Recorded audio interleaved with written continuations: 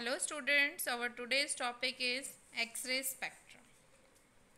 कहता है x ray spectra के अंदर हमारे पास क्या होता है, जब भी कोई फास्ट मूविंग इलेक्ट्रॉन फॉल करता है ऐसे एटम पर जिसका एटॉमिक नंबर बहुत हाई होता है, for example tungsten and molybdenum etcetera, और ये हम करा रहे हैं एक्सरे ट्यूब के अंदर। तो हम क्या देखते हैं, जब भी कोई हाई या फास्ट मूविंग इलेक्ट्रॉन फॉल करेगा ऐसे एटम पर जिसका एटॉमिक नंबर बहुत ज़्यादा है, जैसे कि टंगस्टन और मोलिब्डेनम, इस केस में क्या होगा, हमारी क्या प्रोड्यूस होंगी, एक्सरेज आर प्रोड्यूस। इस केस में हमारी एक्सरेज प्रोड्यूस होंगी, और ये जो एक्सरेज होंगी जब हम इन्हें ब्रैग स्पेक्ट्रोमीटर से ऑब्जर्व करेंगे तो हम क्या देखेंगे, जो हमें एक्सरेज मिल रही है वो हर वेवलेंथ की मिलेंगी, starting from minimum that is lambda minimum wavelength से सारी वेवलेंथ मिलेंगी अप टू मैक्सिमम वेवलेंथ। और हम कह सकते हैं हमें एक स्पेक्ट्रम मिलेगा एक्सरेज का, और इस स्पेक्ट्रम को हम क्या बोल रहे हैं, कॉन्टिन्यूस स्पेक्ट्रम। कहता है कॉन्टिन्यूस स्पेक्ट्रम के साथ साथ हमें कुछ ग्रुप्स मिलेंगे, या फिर हम कह सकते हैं कुछ वेवलेंथ्स मिलेंगी। अब इन लाइंस को हम क्या कर रहे हैं, जो हमें ग्रुप्स मिलेंगे, जैसे ये ग्रुप्स मिले हुए हैं, इन कहते हैं ये ग्रुप्स और हमारे जो कॉन्टिन्यूस स्पेक्ट्रम है, अब हम इनको सुपर इम्पोज कराएंगे तो हमें क्या मिलेगी, हमें अलग अलग लाइंस मिलेंगी या अलग अलग ग्रुप्स मिलेंगे, and this line to set to form characteristic spectrum. ये जो लाइंस होंगी ये क्या बनाएंगी, कैरेक्टरिस्टिक स्पेक्ट्रम। कहता है ये टिपिकल एक्सरे स्पेक्ट्रम शो किया हुआ है हमने फिगर में। इसके अंदर हमारे पास कॉन्टिन्यूस स्पेक्ट्रम, ये वाला कॉन्टिन्यूस स्पेक्ट्रम भी है, और हमारे पास कैरेक्टरिस्टिक स्पेक्ट्रम भी है। This is characteristic spectrum in terms of group of lines. Now origin of X-ray spectrum, continuous X-ray spectrum हमारा कैसे बनता है। कहते हैं जब भी हाई वेलोसिटी इलेक्ट्रॉन न्यूक्लियस के पास आएगा तो क्या होगा, उसकी स्पीड कम होनी शुरू हो जाएगी, क्योंकि न्यूक्लियस भी तो अपनी फोर्स लगाएगा। अब स्पीड कम होनी शुरू हो जाएगी तो वो डिफ्लेक्शन सफ़र करेगा। अब क्या होता है, तो रिटार्डेशन शुरू हो जाएगा, तो इलेक्ट्रॉन एमिट अ पल्स, वो पल्स एमिट करेगा किस फॉर्म में, इलेक्ट्रोमैग्नेटिक रेडिएशन की फॉर्म में, और जो कि क्या होंगी, एक्सरेज होंगी। तो क्या कहते हैं, electron suffer all sorts of collision right from glancing collision to direct hit, मतलब उसके पास भी आएगा और हो सकता है कई बार हिट भी कर जाए। द क्लोजर एन इलेक्ट्रॉन, जितना इलेक्ट्रॉन पास होगा न्यूक्लियस के, उसका ही उतना एनर्जी लॉस ज़्यादा होगा और उतनी ही वेवलेंथ कम होगी। कहते हैं एक्सरेज जो होंगी सारी वेवलेंथ्स की मिलेंगी हमें, तो कॉन्टिन्यूस एक्सरे स्पेक्ट्रम बनेगा हमारा। कहता है मिनिमम वेवलेंथ लिमिट जो प्रोड्यूस होगी एक्सरे की, उसकी कंडीशन क्या है, जो आपकी एनर्जी होगी टोटल इलेक्ट्रॉन के पास वो कितनी होनी चाहिए, मैक्सिमम काइनेटिक एनर्जी के बराबर। काइनेटिक एनर्जी यहाँ पे हम इलेक्ट्रॉन वोल्ट की फॉर्म में ले रहे हैं, ईवी, और ये है हमारी maximum energy H new max. Maximum frequency होगी, एच कांस्टेंट है, न्यू को हम क्या लिख सकते हैं, सी बाय लैम्डा। अगर फ्रीक्वेंसी मैक्सिमम है तो वेवलेंथ क्या होगी, मिनिमम, ईवी। यहाँ से लैम्डा मिनिमम की वैल्यू निकालेंगे तो क्या आएगा, एच सी बाय ईवी। ये उधर चला जाएगा, ये नीचे आ जाएगा।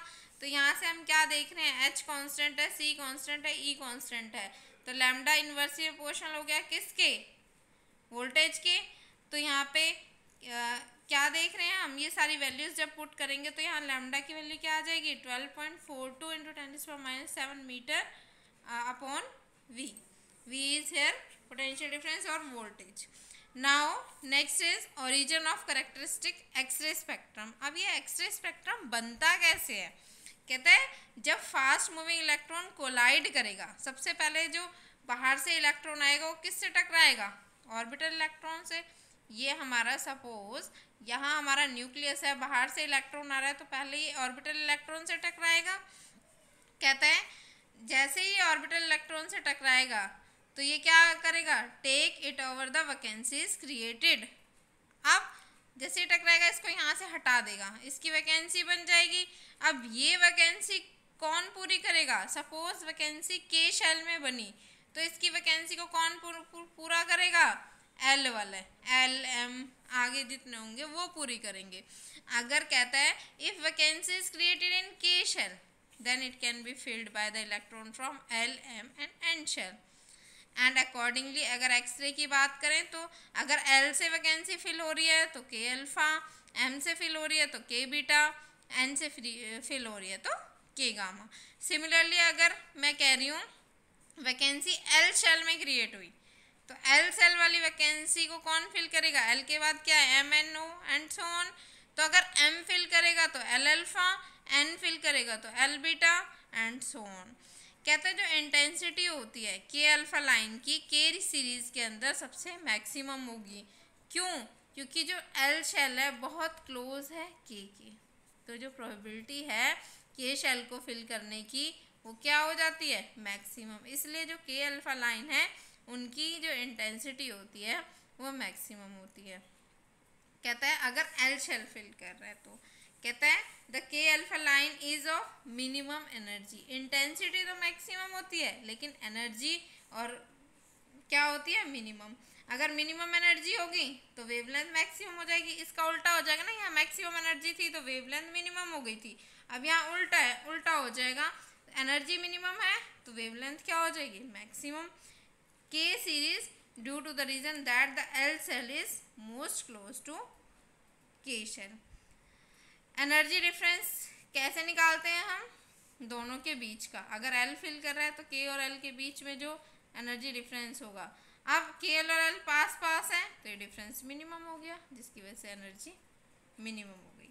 Therefore frequency of K alpha line X-ray is minimum. Energy minimum होगी तो फ्रीक्वेंसी भी मिनिमम होगी। यहाँ पे देखो ना, एनर्जी मैक्सिमम थी तो फ्रीक्वेंसी मैक्सिमम थी, एनर्जी मिनिमम होगी तो फ्रीक्वेंसी भी मिनिमम होगी। Now wavelength of characteristics X-ray in L series are longer. अगर मैं बात करूँ एल सीरीज की, एल सीरीज की वेवलेंथ क्या होगी, लॉन्गर होगी then in K series due to decrease in energy of higher shells. क्योंकि जैसे जैसे हम ऊपर चलते जाते हैं एनर्जी क्या होती जाती है, कम हो जाती है ना, तो एनर्जी डिफरेंस और कम होता जाएगा। नेक्स्ट इज मोजले law and determination of nuclear charge. अब 1913 में मोजले ने अपना एक एक्सपेरिमेंट परफॉर्म किया, एक स्टडी की। क्या स्टडी की, उसने देखा अगर उसने कह रहा है एक्सरे की कैरेक्टरिस्टिक्स को स्टडी किया 45 एलिमेंट्स यूज़ करके, और उसने क्या किया, 1 बाय 1 हर एक को टारगेट बनाया। तो क्या कहता है, एक्सरे ट्यूब के अंदर उसने वेवलेंथ मेजर करी के अल्फा और एल अल्फा लाइन की, ठीक है। और उसने क्या देखा, there is regularity in spectral series line of each series. Regularity थी, क्या रेगुलरिटी थी, जो एक्सरे एमिट हो रही है एक एलिमेंट से वो सिमिलर हैं दूसरे की, except the lines have different wavelength. कहता है जो एक्सरेज थी एक एलिमेंट की दूसरे के सिमिलर आ रही थी, बस क्या डिफरेंस आ रहा था, वेवलेंथ में। कहता है it was observe that the frequency of line in series varied regularly. Obviously wavelength change किस वजह से हो रही है, क्योंकि फ्रीक्वेंसी चेंज हो रही है। और वो जो फ्रीक्वेंसी चेंज हो रही थी एक एलिमेंट से दूसरे एलिमेंट पे, उसे उसने प्लॉट किया ग्राफ पे। किस तरीके से प्लॉट किया, ये देखिए, एटॉमिक नंबर और फ्रीक्वेंसी, ये उसने प्लॉट बनाए अलग अलग एलिमेंट्स के लिए एटॉमिक नंबर के बेसिस पे। तो उसने क्या देखा, जो फ्रीक्वेंसी है that is square root of frequency और एटॉमिक नंबर ड्रॉ किया। तो उसने क्या देखा, के अल्फा लाइन के लिए सबके लिए ड्रॉ, के अल्फा लाइन के लिए ड्रॉ किया सबका।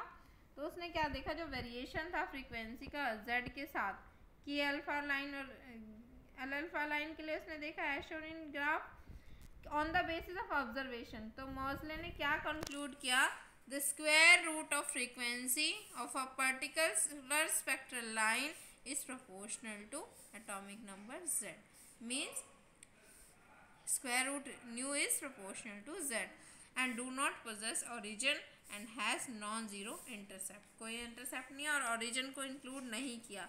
तो उसने मैथमेटिकली ये रिलेशन दिया, the square root of frequency है इज प्रोपोर्शनल टू, इसने एक कांस्टेंट भी ले लिया z माइनस बी, प्रोपोर्शनलिटी का साइन हटाया, ए आया, स्क्वायर रूट हटाया तो यहाँ स्क्वायर आ गया। नाउ कहता है ए और बी क्या है, कांस्टेंट है। के अल्फा लाइन के लिए ए की वैल्यू एक्सपेरिमेंटली देखी गई कितनी आई, 3/4 RC, where R is Rydberg constant, C is speed of light. जो वैल्यू बी की थी वो नियरली इक्वल टू 1 आई। ये फिर हमारी जो इक्वेशन थी ये वाली क्या बन जाएगी, this is 5.19। This equation becomes, A की वैल्यू पुट की 3/4 RC, बी की वैल्यू 1 पुट की तो z माइनस 1 आ गया।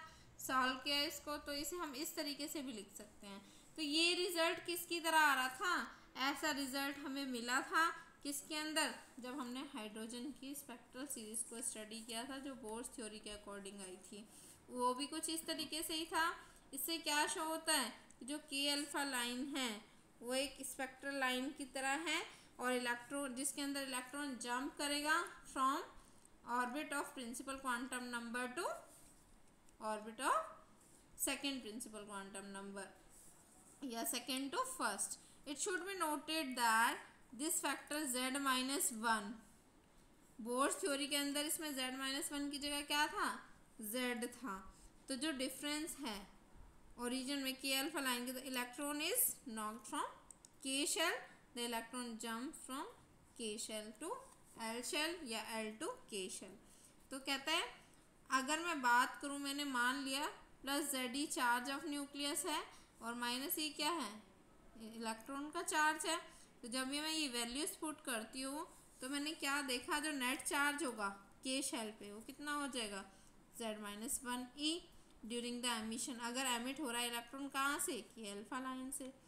तो उस केस में अगर मैं यहाँ पे देखूँ तो यहाँ पे हमारा क्या वैल्यू आएगी, न्यू की जगह मैं क्या लिख सकती हूँ, c/λ, a अंडर रूट की फॉर्म में लिखा है यहाँ भी हमने, यहाँ पे क्या है z माइनस ई।